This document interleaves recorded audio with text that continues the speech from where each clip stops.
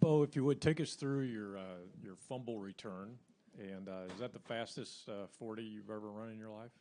I don't know. It wasn't fast enough, but there's just a lot of great guys on our team.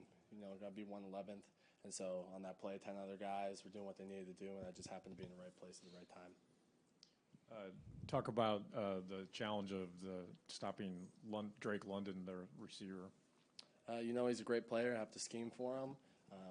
Respect your opponent, don't fear your opponent, and so just coming out and focusing on execution. Doug Farmer, you're next. Bo, here to your right. Most teams, Coach Kelly would give us some coach speak about we're happy to beat another opponent, but he's kind of pretty blunt that USC is the rival. You've been around for a bit, and you've beaten him a few times. What is that mindset of the team that it's USC, this is a little different? You just kind of have that realization that, when you go into other games, it's like their Super Bowl every time, and it's like a big thing, for them. For us, beating USC is kind of that big game for us, and, it's always great to beat Southern Cal, and it's just kind of something you need to do every year. Does it take a little bit as a freshman or a sophomore to figure out this one is different? Everybody around me is acting a little different this week? I think you kind of figure it out as soon as the week rolls around. In high school, maybe your rival week wasn't like that, but, here it's felt everywhere. Thanks. We can go Tyler James in the back.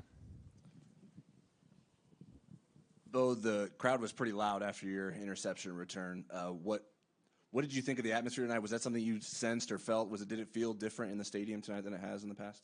Yeah, we got the greatest fans in the world, and, they show out when we need them. I love to have our fans in there, and, I thought the lights were cool. You had the interception return on the 2-point conversion at Virginia Tech. Was that like a practice run for the one you had tonight?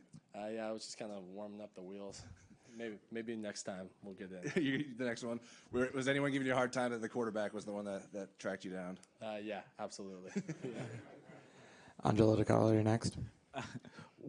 Did you realize it was the quarterback that tracked you down right away, or when did someone have to point it out to you? It kind of goes black and you're just trying to get in the end zone, so I kind of looked up and said, wow, I really got caught. But, shout out to him, good job getting me down, and, let's go in the next week. Where do you feel the defense is at? Obviously, there's a lot of ups and downs in the beginning of the year. They made a nice little comeback there towards the end, but where do you feel you guys are at right now as you head into the second half of the season? We're treating the second half as a new season. We're trying to establish, just high levels of execution, and, every day we just try to be great responders to what's in front of us, because at the end of the day, those are the people who inherit trophies. We'll wrap up with Patrick Engel.